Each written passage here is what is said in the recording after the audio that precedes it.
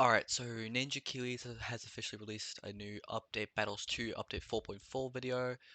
I'm not sure if how many of you guys played Battles 2. I'd assume not too many, but for the ones who do, I'm just gonna make this quick video because, if I'm being honest, I'm currently in a spot where I'm not able to make proper content for a bit. Um, However, I am starting to get back into it. So, that's why I'm making this video, to kind of like try and test it. Um, yeah, so Battles 2 has an update video for 4.4 with BTN and sandbox mode. I originally was confused for a second for sandbox mode because it was already in the game, but then I remembered it's Battles 2, so no, it's not. Um, yeah, but just keep in mind, Battles 2 is a free game you can download. Um, yeah, you can get it on mobile, you can get it on Steam. I'm sure you can get it on other things too, but I can't remember exactly what. But yeah, just it's something to consider. And unfortunately, in Battles 2, my code does not work. So if you're playing Bloons Custom, yet another free game, or if you're playing TD6, you can use code Sephi in the BTD6 item shop or Bloons Custom item shop. Thank you. What's up guys, it's Sam here at Ninja Kiwi and welcome to update 4.4 for Bloons TD Battles 2. So first up in this update, Etienne has ditched the drones in favour of a swarm of honeybees with his epic new ult.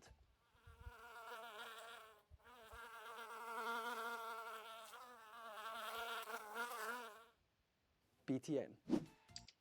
Time to get busy! I don't know if I like that skin or if I don't. Uh, Let me determine if I like that or not. I mean, the body part of the suit, including like the arms and legs, it's okay. It could have been done a little better there. But for the actual like headpiece and like all that, I don't know. I really like that bit. The fact that he's holding like a little like beekeeper, honey, honey something. I forgot what it's called. But yeah, that's in the game now. BTN is a busy little bee who uses a swarm. Actually, wait. Wait, hold on. BTN. Time to Missed opportunity. You could have said beesiness. You could have put that instead of business. get busy! That's fine though. It's just a little BTN is a description. busy little bee who uses a swarm of honeybees to sting the balloons. That's cool though. It's kind of like how he's eating the honey instead of using the drone controller. I think that's cool.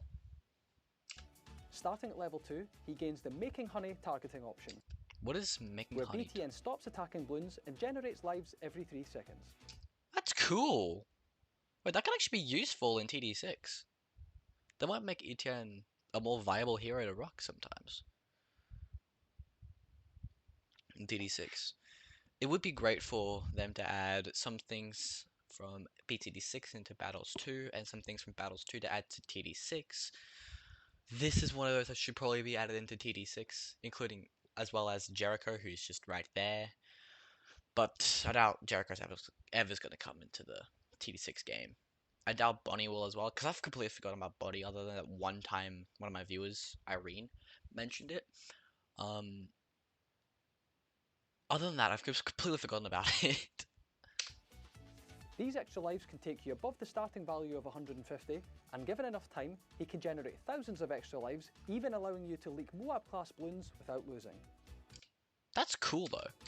If you can set it up right, that could be actually really smart. Obviously, it wouldn't be the best option in TD6 as you got like things with monkey knowledge, with things like I don't know the marketplace being able to generate lives, or middle path druid. I think it's jungle's bounty that makes it so you can generate lives.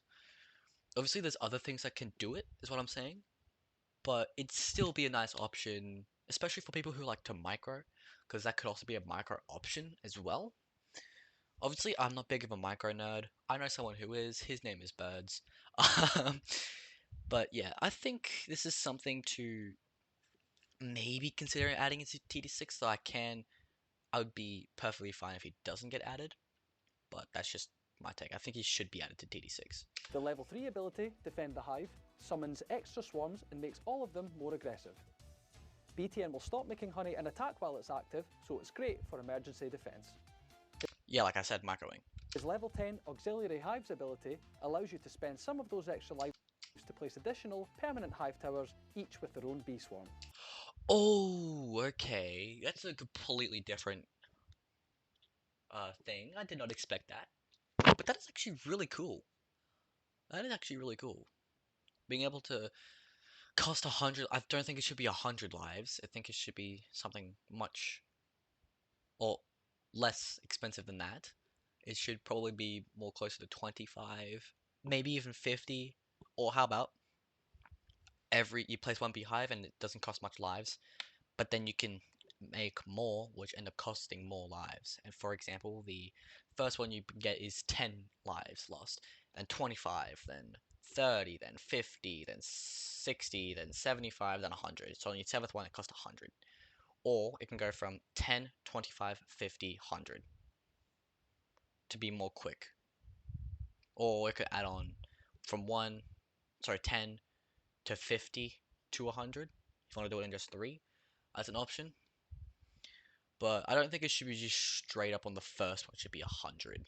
That's just my take, though I can see how it could also work. And who knows, it might change by the time it actually is released. When it does release, I will probably record a video with someone in Battles 2. Probably, I have a person in mind, but I'm not sure if they would do it or not. Probably will, but just I'm not going to say the name just in case.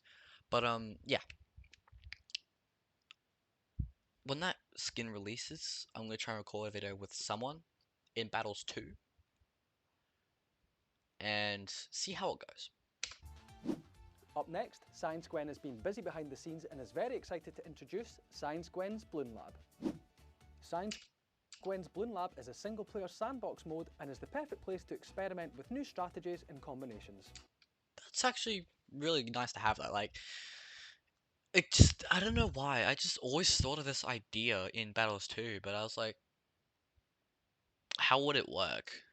And well, I knew how it would work, I just couldn't think of it the right way, simply because I don't really play Battles 2 often at all. In fact, let's see how much hours I've got in it. Where is Steam? There is Steam. Battles 2. Yeah, 15.7 hours. I don't have much time in Battles 2, but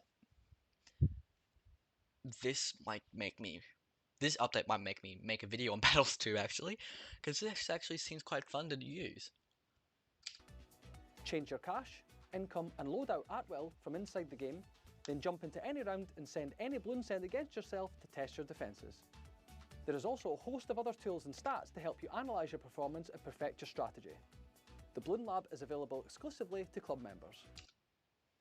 Club members. BTD Battles 2 has a club? Excuse me? I didn't know this. As well as that, with BTN's ability to generate extra lives, we thought it might be a good idea to give you an indication of what balloons a player could lose to. So you can now tap on your opponent's life total to see a point.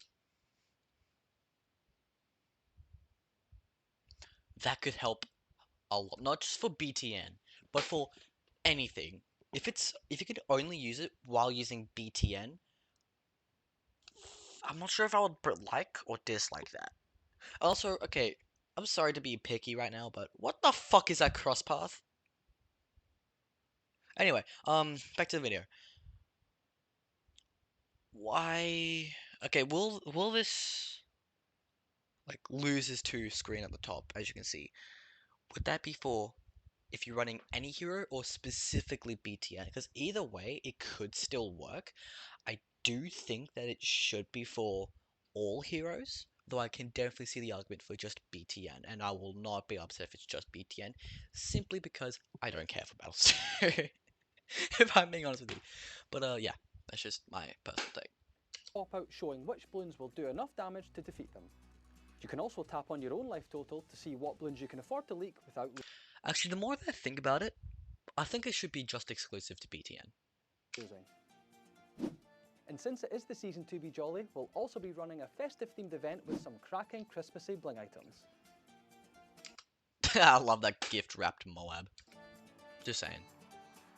That's cool. And finally, there have been the usual round of bug fixes and balance changes, a full list of which can be found in the update notes, linked below.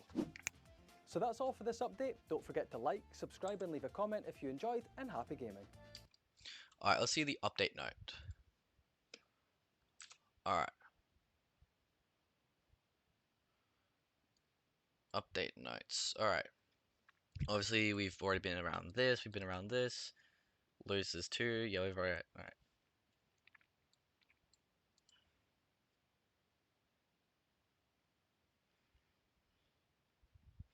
Okay, balance changes. Bloon scent. Tight leads. Income 22 to 7. Tight ceramics 3400 to 2800. The very fast send speed of the tight leads made them a powerful source of income which wasn't their intended use. We are significantly reducing their income to reinforce the fact that they are intended to be used as an offensive rush. Tight ceramic balloons have been left behind by other tower and balloon send buffs, so we are reducing their cost to make them a more efficient send. Alright, so basically, you're no longer meta. You might become meta. I don't know if you will or not. Ports. The blue crate has been removed, making this area placeable immediately. Cost to remove crates is from 500 to 300. That's something I love because I hated the 500 price tag. I would always try to get as fast as I can. Ports is a difficult map with a fairly low play rate. We are removing the blue crate to allow a larger variety of starting towers and reducing the cost of removing the other crates. Okay, I cannot speak English right now. What the fuck am I saying? Ice Monkey's getting their own changes. X for X Snowstorm. Ability freeze and buff durations from 6 seconds to 8 seconds, so it's a bit of a buff. 5 Absolute Zero ability. X5X Absolute Zero. Ability freeze and buff duration 10 seconds to 12 seconds. Again, a buff. The Cryo Cannon. Cano. 1750 down to 1300. That's something I like because I find the Cryo Cannon pretty funny, if you ask me. XX4 Icicles. +3 to +6 mob damage, so it's doubling the mob damage. That's pretty good to hear considering how quick games are, and considering I think the first mob, I could be wrong with this, but I'm pretty sure the first mob in Battles 2 is around 20. Could someone correct me in the comments? XX5 Icicle Impale. Icicles do from 50 damage, is what they used to do, now 70 moab damage, so an increase of 20 damage, which is almost 1.5 times. Not quite there. I think it's probably about 1.4 or something like that. We're giving Ice Monkey some extra moab damage and buffing its higher tier abilities to make it more useful in the late game, which is very fair. Not only is the Ice Monkey getting changes, so is the Dartling, Spectre, Engineer, Pat Fusty, Fusty the Snowman, Highwayman Jericho, and a bunch of bug fixes. So, the Hydro Rocket Pods cost 500 less. Rocket Storm is increased by 400. Rocket Storm ability damage for rockets is 4 to 5, so the damage is slightly buffed, but also the price is also upped. It's upped. It's nerfed, the price. Buffed / nerfed the price. I think it's nerfed. I think that's the word to say here. Rocket Storm duration from 8 seconds to 10 seconds. That's something that could actually help a lot the more that I think about it, because 2 seconds could, in theoretically, could be enough time to be able to help you set up for more defenses. We are buffing the Rocket Storm ability to make it more capable of handling the mid-game rushes like tight leads and Moabs. Spectre, not much changes here, it's just the long life spikes price increasing from 750 to 1200. Spike Factory is getting a lot of use right now in several different popular strategies. Similar to how we buffed the Spiked Mines upgrade in 4.3, we are nerfing the bottom path to encourage different uses of the tower. In fact, remember before I started playing TD6, I was actually a Battles 2 player. this was a while ago now, by the way. This was around the time Battles 2 was first released. That the bottom path was near useless, actually, because the spikes wouldn't go away. Like, they would stay there, even after rounds are finished. I'm not sure if that's still the case in Battles 2 now, or if that's been changed, but you would always just go top path, cross path with middle, at the back. And it would build up so much. It was like getting a 3-2-5 or a 4-2-5 spec 3. It was actually quite nice to have. That's why it took me so long to end up getting used to the bottom path spec 3 in TD6, because it is so much better in TD6. Engineer Monkey, 4XX Sentry Expert, immediately spawns 6 sentries when the upgrade is first purchased. The engineer has been languishing at the bottom of the most used towers list for a while. This change makes the Sentry Expert more useful immediately since it no longer needs to wait to generate its special Sentry towers, and also opens up some interesting micro opportunities. Honestly, I think top path engineer as a whole, especially the 4XX and the 5XX, should be used a lot in Battles 2, or at least a decent amount, because I can see it being really good. Obviously, again, I don't know much about the game, but I'm saying it's also an option. Pat Fusty, level 1. Pat is considered a primary monkey by the monkey village, allowing him to receive buffs from the primary training, mentoring, and expertise. Since Pat cannot benefit from these free low tier upgrades, he levels up 40 and 80% faster when in range of the 4XX and 5XX village respectively. Level 3, Rallying Roar gives primary monkeys in range, including himself, 20 plus attack speed in addition to giving everything plus 1 damage. Level 10, monkeys in range of Pat get plus 3 damage while he's squeezing a Moab. Level 20, monkeys in range of Pat get plus 9 damage when he's squeezing a Moab. Pat Fussy has been lacking synergy with any other tower for a while now, and its popularity suffered a lot because of it. Pat Fussy is a simple fellow, so we thought synergy with primary monkeys was a good fit, and gave him a weaker but more versatile version of Fusty the Snowman's speed boost. We also made Pat an honorary primary monkey so that he can benefit from the village top path upgrades, creating a new use for some fairly niche upgrades. Fusty the Snowman. Level 5, all ice monkeys can pop / freeze white balloons. Level 5, Fussy's backhand creates 6 ice shards every time it hits a frozen balloon. Level 10, balloons within 50 range of Fusty are slowed down to 40% speed while he's squeezing a Moab. Level 20, balloons are slowed to 20% speed when he's squeezing a Moab. Despite having a much clearer strategy, Fusty the Snowman also suffers from very low play rates, letting him remove Ice Monkey's main weaknesses makes them pairing so much stronger in the early game. Highwayman Jericho, level 3. Stand and deliver initial cooldown 45 seconds to 35 seconds. A small buff to the initial cooldown of Highway Jericho's abilities allows him to start stealing from the opponent quicker and brings him more in line with the power level of the other Jericho variants. Okay, I had to full on neuron activation to just straight up get that sentence out of me. I'm trying to fly this as fast as possible, by the way. Fixed X5X Monkeynomics being unable to activate while in debt. Fixed Adora sunglasses clipping with her arm string sunburn defeat animation. Fixed RBE popped. Red Bloon equivalent popped stat in hero challenge not counting popped correctly. Fixed towers with custom cell animations not animating correctly if sold while transformed. Fixed hotkeys that use modifiers, control, alt, etc. Still activating when the modifier isn't pressed, desktop only. Fixed Necromancer balloons appearing on the minecart only track on Bloonstone Quarry. Fixed reactions to clan chat messages being added twice. Fixed Highwayman Jericho's appearing in much lower resolution than other heroes on the hero screen. Fixed heroes saying multiple voice lines simultaneously when unlocked. Fixed issue where players could occasionally get stuck in expired arena leagues. Fixed banana farms bottom path prices not being able to not displaying correctly in the monkey screen. Fixed balloons taking too long to appear on screen after they spawn up on the roof. Fixed scientist Gwen appearing to cause the 2XX village jungle drums buff to apply twice. Fixed tooltips not appearing when viewing accolades in some places. Fixed incorrect images on some hero summaries. fixed Agent Jericho's decoy interfering with Ice Monkey Snowstorm and Absolute Zero abilities. Alright, that took a bit for me to say.